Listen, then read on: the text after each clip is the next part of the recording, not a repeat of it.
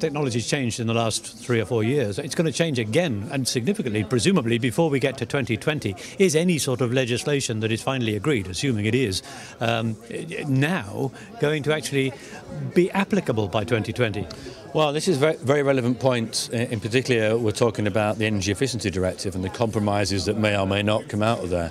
We've put forward a compromise from our side in saying don't necessarily legislate for displays, because arguably, yes, those technology will change, but actually in the meters you install, so that if a member state has to roll out smarter metering, at least make sure that's got an interface in the meter that can then talk to whatever comes in the future.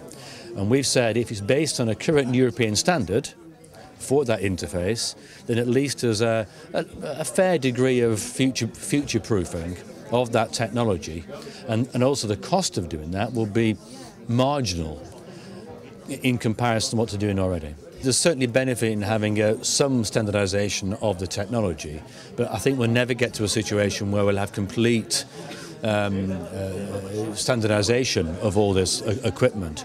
And certainly the philosophy that we've been taking forward in the European standardisation world is to provide a number of not competing but compatible different standards. So you can do it, you can pick almost a pick and choose.